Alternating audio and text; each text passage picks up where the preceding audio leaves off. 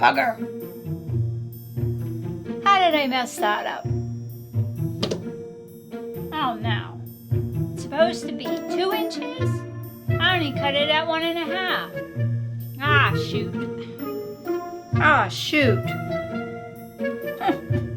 Oh, darn it. My block's not the right size.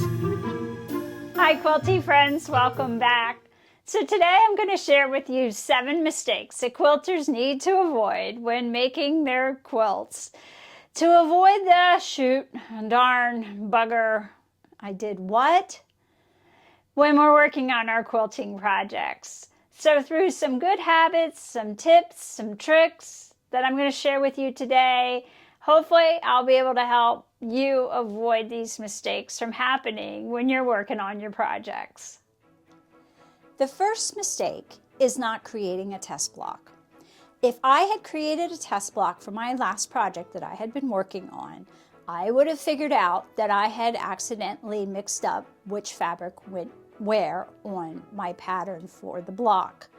And it would have saved me from having to buy more fabric because I had gone and cut out all of my fabric. So when you do a test block, you are just cutting the fabric that you need for that block. So the benefit of doing a test block, 1, is it slows you down. 2, it helps you understand how the block's going to get constructed. It also gives you some time to think about ways that maybe you would want to do it slightly differently. And a lot of quilters will either use the fabric from the pattern that you're making if you have enough, or you could also use scrap fabric, and I'm going to do one or the other based on how much fabric I have for my project.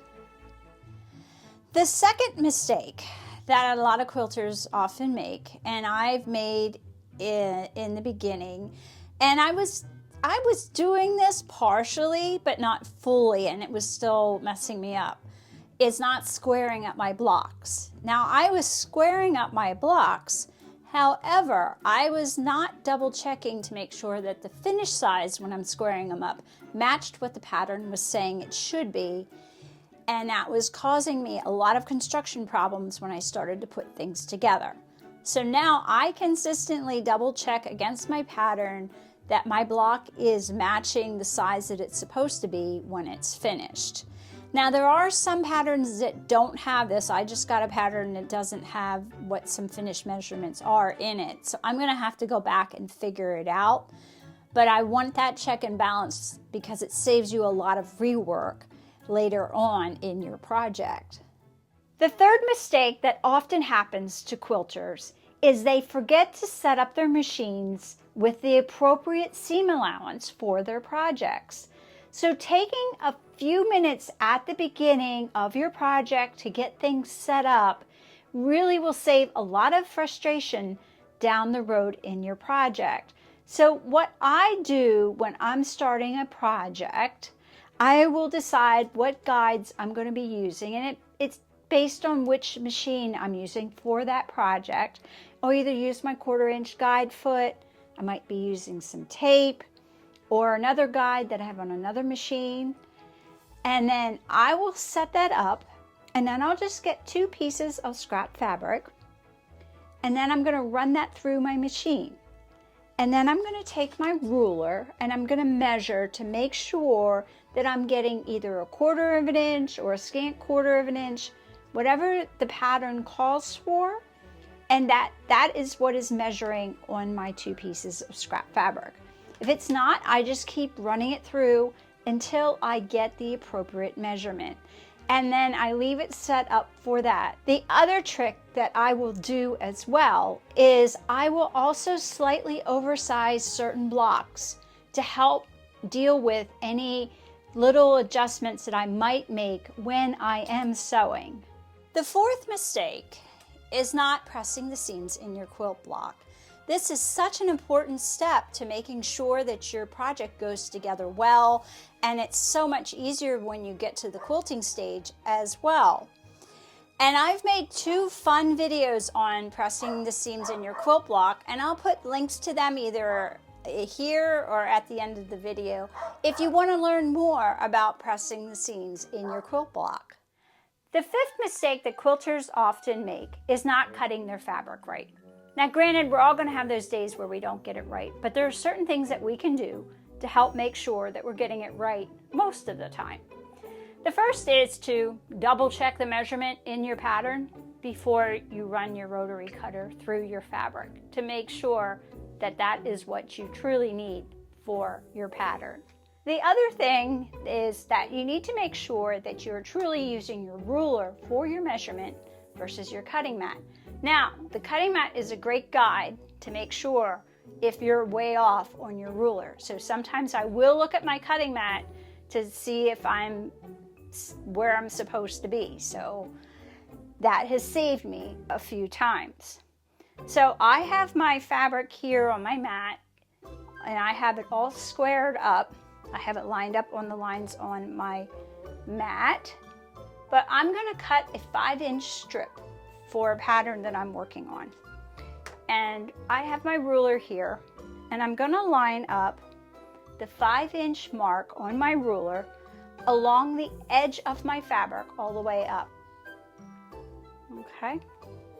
And then I'm going to use my hand weight because I'm kind of petite and I don't want it to shift. And then I'm going to take my rotary cutter and I've got one finger on my mat and the others are on my ruler. And I just move my hand down the ruler as I'm cutting. That's what that means when someone says to cut with your ruler. Because if you use your mat is usually going to be off by just a little bit, and they can add up over time and really mess things up for your project.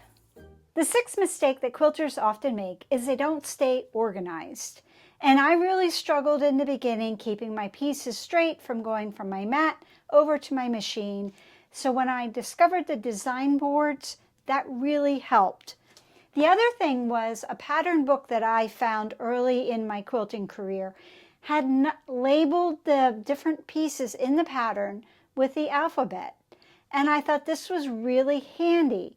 So I would use little sticky notes to label my pieces so I could keep them organized. Because a lot of pieces are pretty close in size and they use similar fabric. So I would put the alphabet on here and lay it on top of my pieces, and I still do this, but actually I've now graduated to using some labels that I have made myself. I took a piece of paper, I wrote out the alphabet, I took my laminator and I just laminated and cut them out, and then I'll just use these alphabet pieces and lay them on top of my fabric when I'm working on my project. The other thing that I did very early in my quilting career was trying to keep the rows in my quilt straight. So what I did is I took some old fabric that I had and I Sharpie and I just wrote my row numbers on them. And I keep a little pin with them. These live in my sewing box. And I always pin it to the left side of the row. So that's one of my little rules so I remember what side is what of the quilt. So these are really handy, and you could even do the alphabet with these, just some scrap fabric that you have and a Sharpie marker, and you're good to go. The seventh mistake that many quilters often will make is not reading all the way through a new quilt pattern. We get so excited, we want to get started, and we just forget to do that really important step. And taking the time reading through the pattern can help with a lot of things. One, it gives you an opportunity to understand how things are going to go together. Also gives you the chance to double check to make sure that you have all the tools that you're going to need, all the fabric that you're going to need, because there's nothing worse than running out of fabric that you need for a project that you're working on. And then I also use it as an opportunity to kind of see where maybe I could batch certain things together to help the project to go together a little bit faster. I hope this video was helpful for you, and if it was, do click the like and subscribe button down below. It does help my channel. But for now, I wish all of you well, and most of all, be quilty.